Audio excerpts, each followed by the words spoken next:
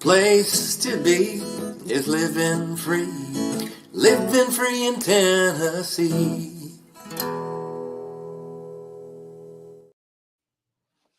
The video did something weird today. Anyway, welcome to Living Free in Tennessee, where we talk about building the life you choose on your terms. Today is Friday, July 4th, 2025, and that means it's Independence Day. Happy Independence Day, everybody. Happy Independence Day. Happy Independence Day. Happy Independence Day.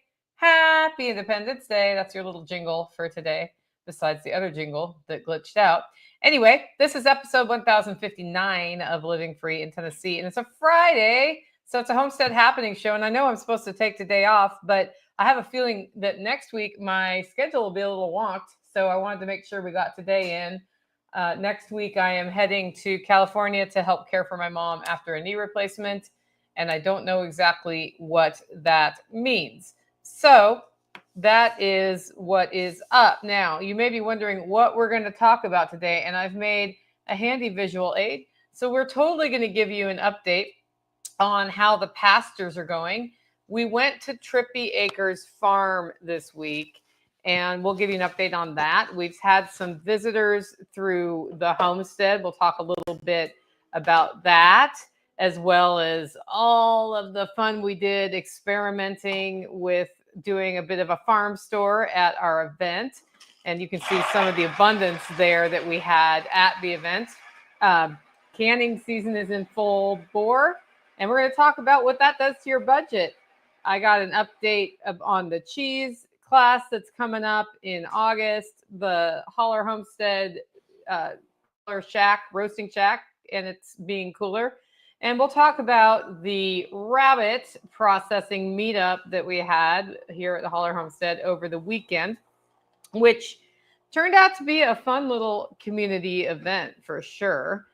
After that, we'll also talk about a hip camp rental that's actually starting again, an update from the hillside garden that Tactical has been working on and putting together as he tries to remediate some of the erosion issues. And, we'll talk about the canning class that's coming up in July, as well as an update about moving a gentleman from the ladies back to the gentleman and what's coming off the land. So hopefully you'll enjoy all that we have to talk about. Of course, if you have any questions, feel free to put the word question in all caps, and I will do my best to work it in. Or if there's a topic you want an update on that you're like, I kind of wanted to know more about this thing, let me know. You can just put, comment or question in all caps, followed by your comment or your question. I'll star it and then get ready to cover it later. Before we jump into that, I did want to talk about our featured event of today's show. Do you know what it is, Tactical? Whatever the next one we're doing is. What's the next one we're doing? I don't remember. Canning. Oh, yeah. So we're doing a canning class on July 26th at the Holler, at base camp in the Holler Homestead area. And Lynn was nice enough to open up her kitchen for me to do that because it's a pretty good teaching kitchen. So I'm excited about that. And it's only got 8 seats open. So if you want to grab your spot, that is at livingfreeintennessee.com. We're going to cover waterbath canning and pressure canning. We're going to make salsa. We're going to do green beans. That's the plan. And as a result of that, you'll get to go home with a jar of salsa, my canning cheat sheet, which is what I use in my kitchen to refer to processing times and that sort of thing. And we'll be giving away one canning starting kit. It's not like a whole canner or anything, but just some things that you would want to have for canning to get started. If you're the person who bought the canner and never messed with the canner because you're kind of afraid of the canner, this is a good class for you. If you've sort of started canning but aren't feeling confident, this is the class for you. We're going to cover some of the safety, like food safety practices. We'll have a charcuterie lunch that will include homemade yummies from the homestead, like pickled things.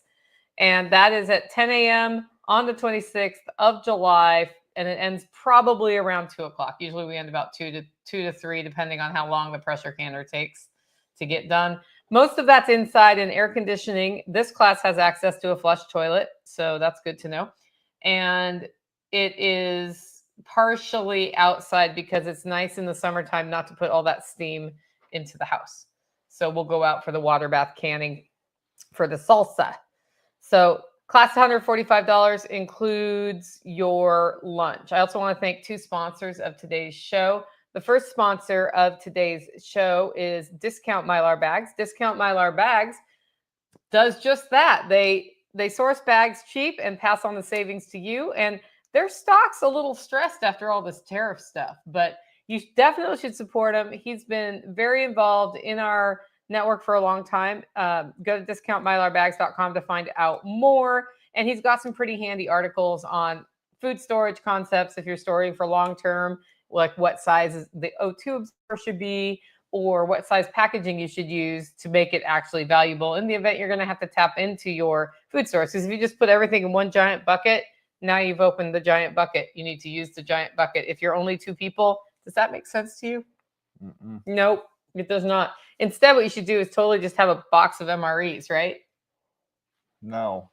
Are you sure? Yes. Okay, our other sponsor is John Pagliano of the Wealth Steading podcast. John Pagliano puts on a show about once a week just about how he's making investment decisions or how the state of the world might be influencing investment decisions. Or sometimes he'll do a ham radio bit. I don't know if you've noticed that. No. Yeah, he's a total ham guy. So check it out, the Wealth Steading podcast on any podcaster, or go to investablewealth.com and click on podcasts and you will get to his podcast. With that, it's time for us to get, like, why are you even doing the rock garden? It started because I got tired of digging the septic tank out. And then it's morphed into that whole area is just unmanageable with a lawnmower, and you end up with weeds as tall as I am, and it's irritating. And so I'm basically just re-terracing the whole thing and turning it into one giant garden. It's not just because you like playing with plants in the mud? That too. Okay. I'm pretty sure that's why you planted the pond out. All of the above listed reasons. Okay, so you've got it mostly planted now and you're stopping. Why? Well, I'm stopping on the main part of it that I've been working on to let everything kind of settle in. And then once that happens and everything's kind of stabilized, I can see if I need to tweak anything from, the dirt settling and whatnot. And then I will probably go back in the fall or early spring and put another layer in to bring everything up a little bit higher and get a little further distance away from the stuff that's getting mowed and the stuff that's getting planted. So are you going to see what dies and just not put that stuff back in? Maybe. Okay. I mean, I've got some dill in there that is not happy about life, and surprisingly, I've got some peppers in there that are hating life. How's my outhouse still doing? It's still there. I made sure not to hit it today. Is it the only dill over there? Yeah, as far as I know. Thousands of seeds went over there and one dill plant came up, of course. So that's not the only place that happened too. Yeah. So this weekend, we had the rabbit meetup, and I spelled it MEATUP because we were doing a demonstration on how to process rabbits. And it turned into kind of an interesting affair because we were visited by Tim. Yeah. With he brought rabbits for, he's like, I'll bring rabbits for it. And I was like, well, I have rabbits, but my rabbits are small. So that actually works out really well on the day before the demo. And then we did the day of the demo, and it started with a potluck, which you wouldn't think like, hey, you know what I want to do? I want to smash some food and then cut animals up, but everybody did. And part of that is like, if you're sitting around having a meal, you get to talk to each other and get to know each other. So I think that's actually kind of a way to go when we're doing an afternoon class like that. Yeah. But we also want to develop a rabbit processing class here, and I just wanted to see how the logistics would go. That went fairly smooth. We had a lot of new faces this time. Yeah. That was kind of cool. And there were people from far away, but also from close. So that was a fun discovery. Yeah. The amount of people that were here that are like right up the road that we've had no interaction. Yeah, never. Yeah, well, one of them I think I met him at SRF, but yeah, but not here before. So, what did you think? Like, what else do you have to report on that? We sent people home with rabbits. We have 2 rabbits in the freezer. Yeah, I mean went fine, went very smooth for a processing class. Especially with very little planning. And yeah, a lot of opportunity to sit around and talk. Did you have any follow-up to do as a result of that?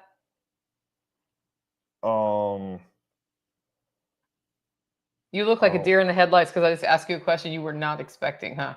That, and I'm like, we've had so much going on lately, I can't remember what came from what. Okay. Let's just talk about how many visitors have been through the holler the last week. A lot. Hi. Yeah, the one sitting on the couch just said you're welcome. Now, see, you could put her where I'm sitting and she would just talk for the entire thing. Yeah. We talked about it. Yeah, she might come in and wave or dance in the background at some point. So, yeah, we've had a lot of visitors through. And what have you taken out of that? I mean, it's good in a number of aspects. I mean, it's definitely building onto the community, adding more people in. There's been a lot of ideas passed around, a lot of little insights.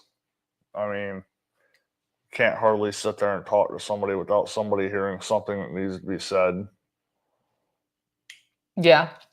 So, I mean, it's overall good. It keeps me busy. Yeah, the deal is like, how do you have visitors but also get stuff done on a homestead? That's the problem with it. What Joel Salatin does is he schedules tour days. Yeah. Yeah. And then if people come visit on a not tour day, he just does his stuff. Yeah.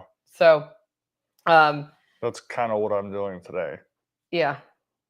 Well, you could take your sister out there to help you with your stuff.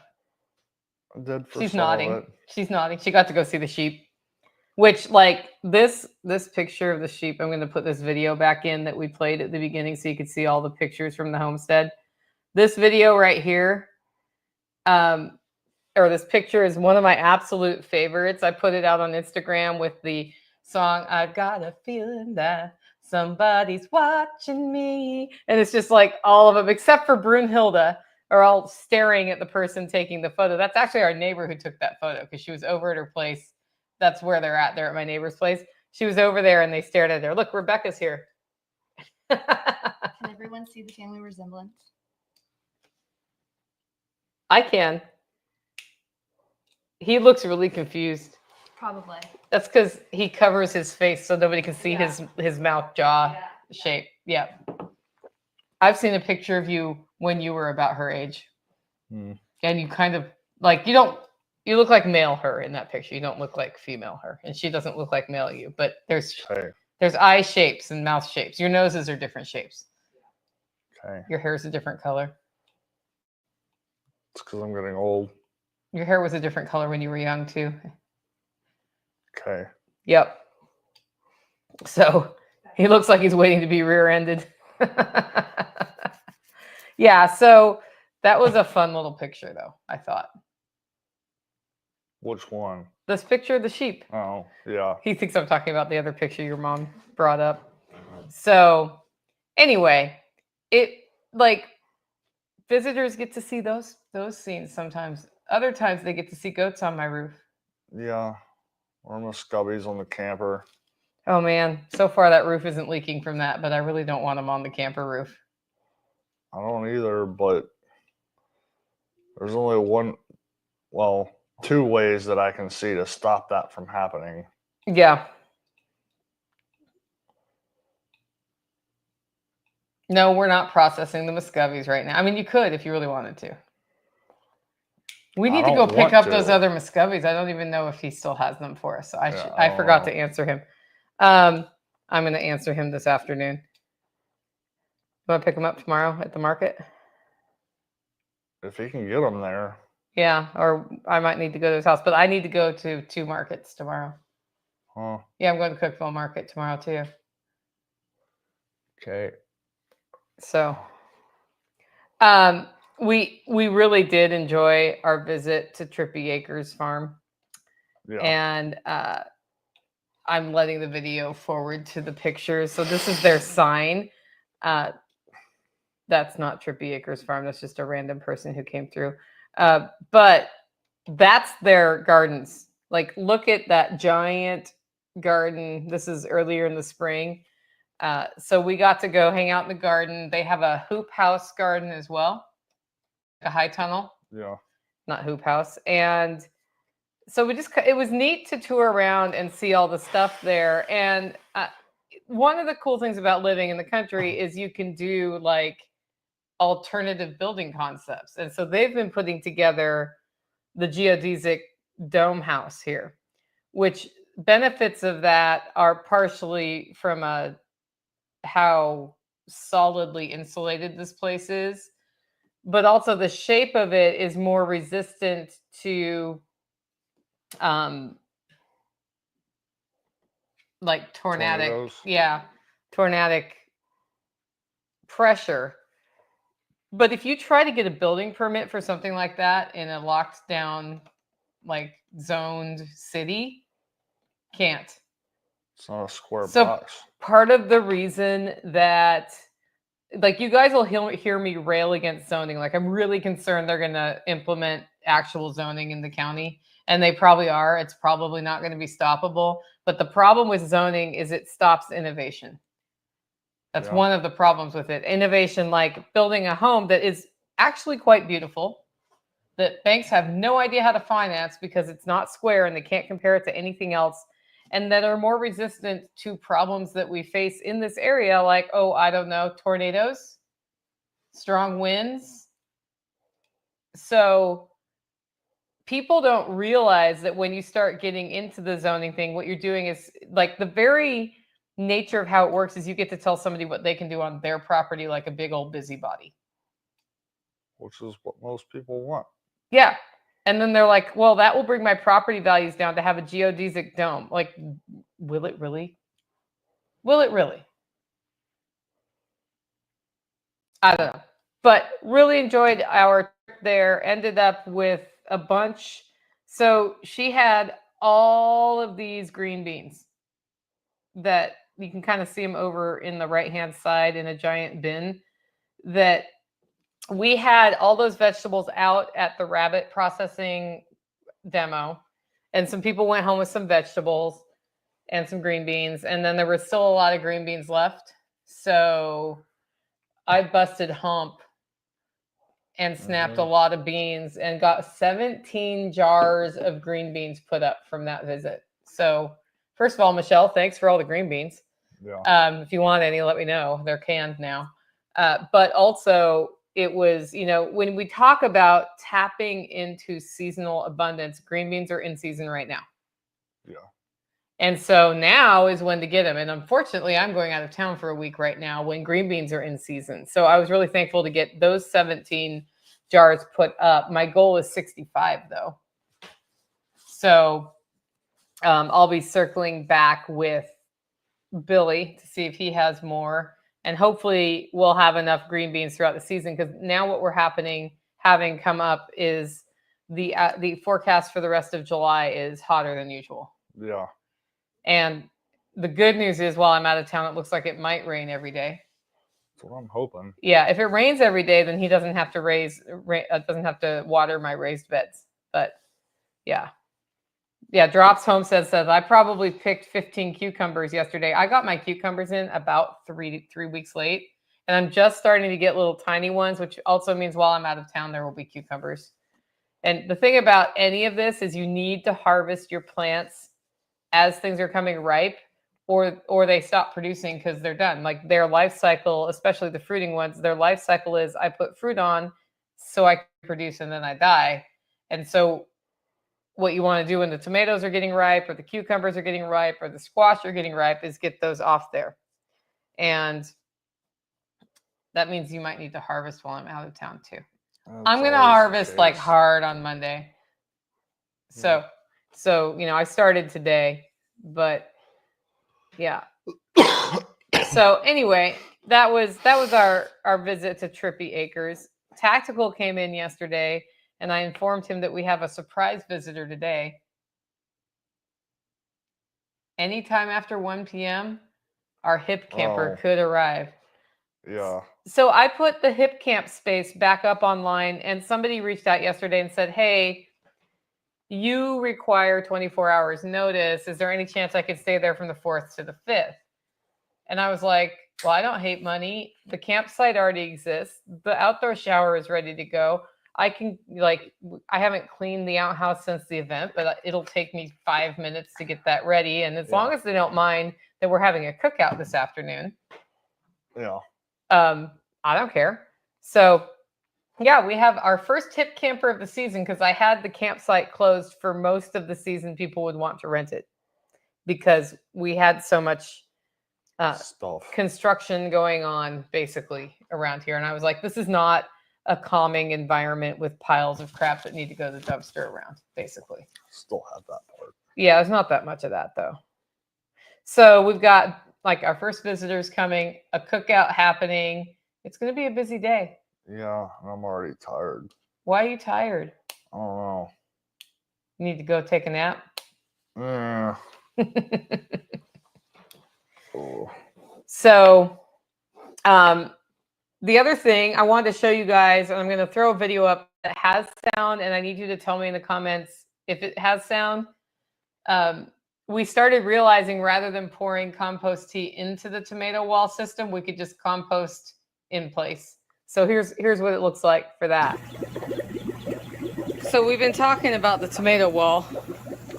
It's on the south side of my house. And they go all the way up to shield it from the sun. And this year, instead of using commercial nutrient, we're making compost tea. We got a bag in there.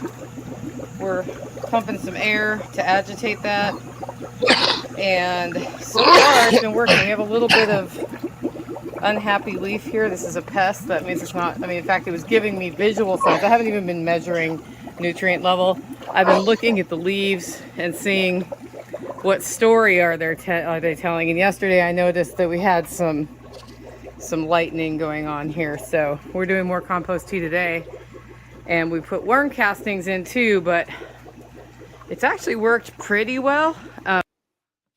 And then my phone said, I am done with you, Nicole. And it's been working pretty well. We've been adding a little bit of fish mold, like fermented fish. And today we plan to make more compost tea for all the gardens. I'm going to do a foliar spray after the sun is over the edge of the hill and add calcium in because plants don't absorb calcium when it's over 85 degrees. It's going to be 95 today. And I want to give them a little extra support. But I will say this, like the tomato wall looks a little stressed, and I'm thinking we need to just constantly have compost tea going. And Tactical said, well, that means we'll use up all our compost. And I was like, hear me out. Like, what if we just keep the soil in there in the bag all the time? We have a dedicated bag to that. So we'll see how that goes. Like this whole year is an experiment of can we grow tomatoes hydroponically without using mined minerals, like using natural organic methods. And it has, like, we've made it through to fruit is ripening now. And I left it outside this morning, but fruit is ripening and we're getting tomatoes. So that's good. The question is, will it be enough to get them? Are they strong enough to get through July and August? Which I can say even with mined minerals, it hasn't always worked well, but last year they did pretty well. Yeah. Yeah. And it gets like really hot out there, especially on the south side of my house. So yeah. Drops Homestead says, watch MPK and pH levels. I'm taking no measurements at this point. I was taking measurements early on.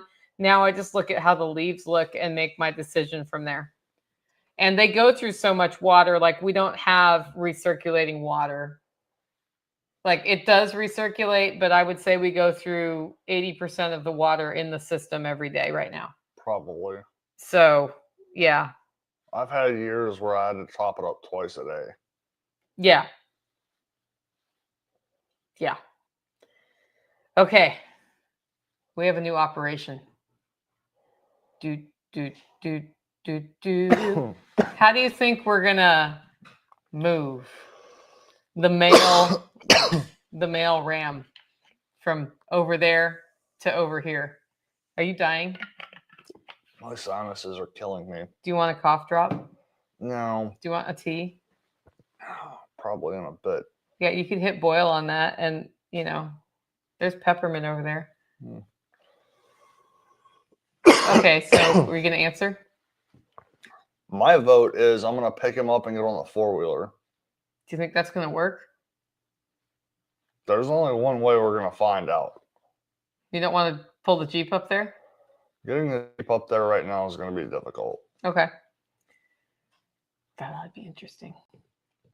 I mean, I can try getting the Jeep up there. I just don't know if I'm gonna be able to get it up there right now with the way that growth is and as dry as it is. We could walk him down the hill on a leash. That'll be fun. I could put a saddle on him and just. Rebecca's offered to ride him, but is he small enough you can hang on to him? Because he's going to freak out on the 4-wheeler, unlike his mom, who will just sit there and ride. The thought crossed my mind when we were up there earlier, because I could have gotten a hold of him. Yeah. To put him in her lap on the way down the hill, but then she wouldn't have hands to hang on to. Which is also very valid. I would prefer to not go down the mountain. Yeah. So I guess we're going to give Rebecca a camera and try to put this thing on a 4-wheeler, and potential entertainment will ensue. I do love to entertain. Yep. So there's a bigger question, though. New topic. I have found 2 shed movers. Okay. Which means we can finally move the shed after waiting a whole week to figure that out. Took a whole week to find them. Okay. Any idea where you want it? If I had to move it right now, I know where I would put it. Okay. Where? Basically the other side of the garden from where it's at now. Okay. Why there? It's the best spot that I found. Do you think we'd keep it as storage, or would we convert it into a camping cabin? You can go either direction on that. Okay. Now, if you had a month to figure out where to move it, would you move it somewhere else? Maybe. Do you know where? No. Okay. I feel like what we're missing is what we're using it for. Yeah. Like, you're just choosing that place because it's flat and you can put it there, right? It's flat. I can put it there. It will fit nicely into that space. It gets it closer to down here. Do you want it closer to down here? I mean, if we're using it for storage, then yes. Okay. My other thought was, can it go up on the rocks back up above my house where you kind of wanted to build a woodshed originally? You can. Would that be a good place for it? And could we build a woodshed off it if we did that, like a lean-to on the side? Probably. Okay. Throwing that out as an idea, but it might be a terrible idea. Yeah. Yeah. I don't know. Guys, so we're like basically ready to move the shed. And once the shed's moved, we just need to smooth out the rocks for the RV spot, parking spot. Yeah. There's already power and water up there. So we'll have to do some stuff with the power and the water, but nothing crazy. Yeah. And then we've got the solar panels for the camper solar recharging station. The solar array. The camper is wired to charge with solar. Yeah. And we already have solar panels for it. They're just not currently on my property. Oh. Because I was like, why bring them here and risk breaking them because they're in our way when somebody else has somewhere where he can put them where they don't get hurt. So then we can build like the actual solar array for that. Okay. And start not paying electricity for the camper. Okay. Yeah. I think it'd be cool. I'm not saying it's not. And then you know what you get to do? The problem with these things is it's always what I get to do. What you get to do is think about what we would want to plant in front of it or how we want to arrange that area for it to make it a nice spot. Which means you get to play with plants again. See, that's why we need to go sit up there and have a conversation. We can have coffee there tomorrow morning. Well, actually, only if you get up early because I'm leaving for the market kind of early tomorrow. Okay. Are you coming with me to the market? I don't know. Your sister is. Okay. So, but I am going to Cookville to pay Brad for the milk that I keep getting from him. Y'all can have a nice girls' day out. He's not coming with us. Rude. Yeah. Drop Home says if you wanted a mother-in-law house, you could get some tiny homes for around $9,000. Yeah. Well, the thing is, we already own this thing. It already has wiring in it. It's already insulated. It has an air conditioner in the window. I could easily put in a platform bed and a better floor and some better lighting. Like we could do with minimal, it would be a camping shack. Like it wouldn't be with a bathroom or sink, but we have outhouses and showers on the property. Yeah. It wouldn't be a terrible place to stay, but it's just so darn nice to have somewhere to put feed. Yeah. So like right now, that's what it does, but that doesn't mean that's what it always has to do. So if we had it right there, you'd have a camper and a cabin available for rent. Yeah. Yeah. We'll see. That's a lot of people on my property. Yeah. Sure you don't want to move it next door and make it into a camping cabin over there? Still have the same problem with putting it over there. The problem is we don't know where the property line is and we don't want to accidentally plop it on the other property next door. Yeah. Though if we did that, it is movable. I mean, it is movable. That's not ideal, but yeah. So we got the legal description for the property line and he went out there to try to do it. And all he got out of that was 2 ticks and a bug in his eye. Yeah, that was... He's like, I've got this bug in my eye, and I'm like picking ticks off his t-shirt. He's like, no, I need help with the bug in my eye. I'm like, but you got ticks on your t-shirt. I don't care about the ticks on my t-shirt. I care about the sweat bee that was in my eye.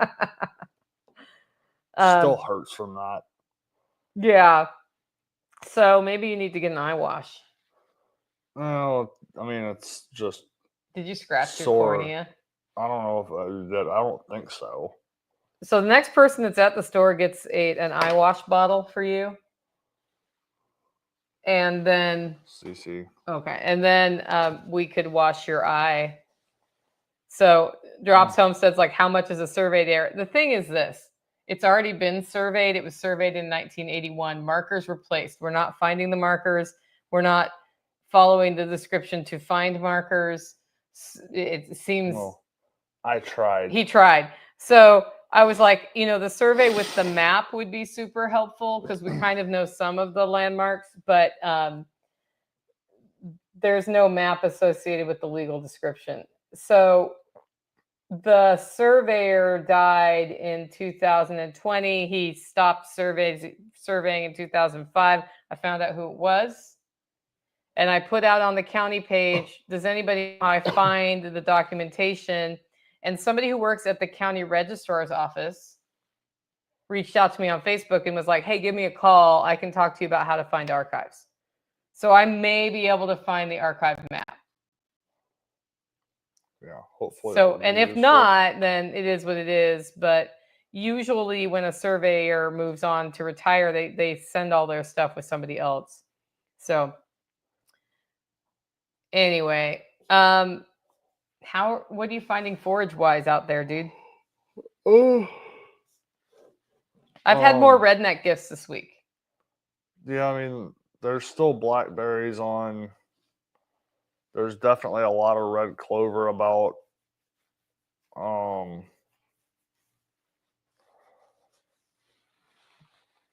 to think what else is. Passion flower has been coming on. Mint is coming on. Watercress is some. not coming on. I've been getting dandelion flower. The daylilies are done right now. I haven't seen daylilies around, but those were delicious on salad. But mostly it's blackberries, and I have a new fondness for the thornless blackberries we have on the property. Okay. Which understand that in 2018, Ryan Steva brought me my first thornless blackberries. The thornless blackberries we are harvesting right now are from those. Okay. This is the first year I've had a harvest off them. Okay. You know why? Oh. Because I kept moving. Well, the first year I just abused them and didn't put them in the ground. And then I put them in the ground at the end of the summer. And they lived. And then we brought in heavy equipment and moved soil. And then they came back. And then we brought in more heavy equipment and moved more soil. And then transplanted them before the next time we did that. And like literally, we pulled them out last time we did a big earthworks when we did the food forest install, and they sat around. And eventually I plopped them into the one place on the orchard where Nick was like, I'm not sure anything will grow here because there was a fire pit here and there was a lot of ash in the ground. And they're doing just fine. Hmm. And then earlier this year, Ryan came by with another bunch of blackberries that are thornless in a bucket that sat outside in like full on water for 2 months. Mm-hmm. Those went in the ground too, and they're living. So what I'm saying is it's a robust plant. Like I've got one coming up in the outdoor shower, and the hole we dug for the pond that we never ponded has those in it. But what I like about them is the fruit is bigger than the fruit that we get from the wild blackberries. And when you're digging through the vines, you don't get poked.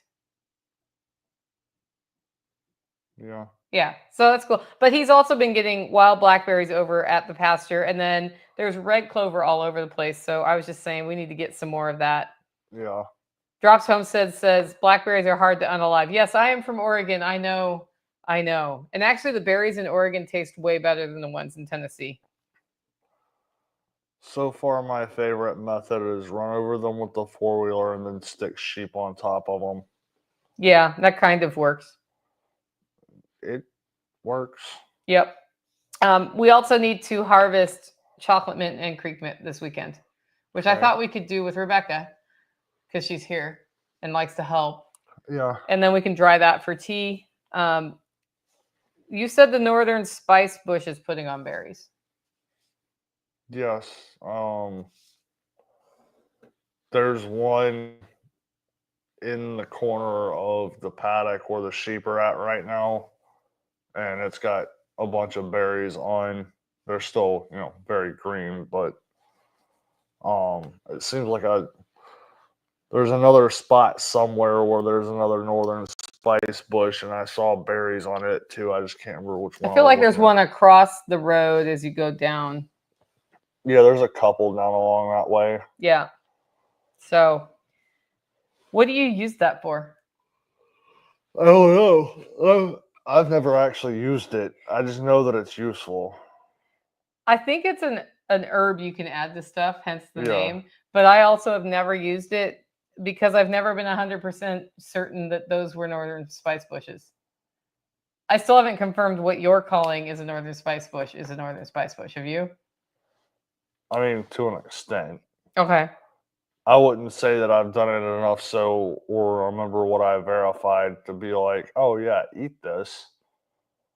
But I was fairly confident that I had positively ID'd it. Yeah. So if that's ID'd, then I'll go down the bunny trail of what can I use this for? But I have a tendency not to go too far into what can I use this for if I don't have the thing to actually use, because then something else will come up I could use, and then I don't have the time to research that. So, and I am in the middle of an alpha gal research process right now. Okay. Yeah. So, ducks. What about them? The yard duck has stopped setting her clutch of eggs. It appears so. Or there's a dead duck up there. Possible. Probably not. And how is the egg production going? probably averaging 10 to 13 a day. So So we it's changed up. feed again. So we've been using the Boontop Farm feed, which is a peanut-based protein. We were augmenting that with mealworms, and Still am. that like egg production was okay. And then they have a higher protein feed intended for meat birds. So I got that this time. Yeah. And in between there, we had a bag of commercial feed because we timed it wrong. And eggs dropped during that week or two. And then eggs are back up, I would say. Yeah. Like to where I could probably start selling chicken eggs. So we've got, I'm sorry, chicken eggs, duck eggs. I read the word chicken in the comments. So we've got a lot of duck eggs coming on. And now you said you wanted to stop doing mealworms just to see? I don't know. I go back and forth on that. I'm still augmenting a little bit with the mealworm, and they've been consistent for long enough. If we want to, we can drop the mealworm and see what happens if the egg production drops off or not. But at the same time, I'm kind of enjoying getting Plenty of eggs. a bunch of eggs every day. So, yeah. So as my daddy would say, leave well enough alone. yes. Amy says spice bush, Native Americans used dried fruits as spice and the leaves for tea. Surveyors use it as an indicator for good land. So thank you, Amy, for that update on the spice bush. Now I gotta go research using the leaves for tea. So I've been using coffee grounds to grow oyster mushrooms, or rather to not grow oyster mushrooms. And it was because on the package of the spores, this is what I did wrong. So I started my first batch, and what I needed to do was expose it to light sooner to get the flowering, to trigger the flowering. But on the package, it said 6 weeks. And then when I dug down a little bit, it's like 2 weeks. It's like when you see the mycelium is all penetrated through all the stuff, then you expose it to light and you mist it every day, and then hopefully it fruits. So try number 2 started yesterday, and I'm using a mixture of, I was using hardwood chips that we got and the coffee grounds, and you got to use that as compost, right? Yeah. So that's what happened with the failure. It's going to be really funny if we get oyster mushrooms out there. Well, I didn't put it in the compost. I put it in the potting soil as a compost. That's what I'm saying. If you get oyster mushrooms in your potting soil, you know what happens. Mm-hmm. And the way I knew it had failed is like all of a sudden it turned dark and got full of bugs, basically. Which the bugs aren't necessarily the end of the world, but it stopped being white. So, yeah. So this new batch, I got hardwood pellets from Lowe's that are made for smoking. Have you seen it today? Yes. You know what happens to those pellets when you get them wet? They expand. So this morning I got up, having put it all together, 50-50, filled up the bin mostly. I left about an inch from the top. How much do they expand? Enough to make a plastic container look like a balloon. So yeah, this morning when I got up, they weren't quite wet enough, and so I added more water, so they've expanded more since when I got up this morning. So I'm pretty sure I need a second container at this time. So if you got a second container I could use, that would be awesome. But yeah, so we'll see how that goes. But yeah, I was kind of laughing at myself because I was like, I'm going to add more water and it's going to explode more, but you got to keep it wet. And then I will also, the other thing is that it was darn near 100 degrees out there the week they died. So I'm also going to bring them into a cooler environment. But I wanted to get through the first phase of getting everything mixed and wet before I brought them in the house. And it's really good I made that decision because it's kind of like Bobby Brady on the Brady Bunch when he put too much laundry soap in the laundry and it like got bubbles all over their house. It's kind of what's happening with my mushroom bucket right now, if I'm honest. Yeah. Yeah. So I have been looking at getting a Martha tent set up, and I know Spirko's been talking about North Spore. I found one called Redwood Mushroom Martha Room that's about half the price. So I may try that one and then compare notes with him. So because I looked at them side by side, they are not exactly the same. And in fact, it looks like the quality is higher on the more expensive one. Don't know for sure, but that doesn't like barrier to entry at $200 for the whole setup plus 2 starter kits. And it's about $400 for the other one without any starter kits.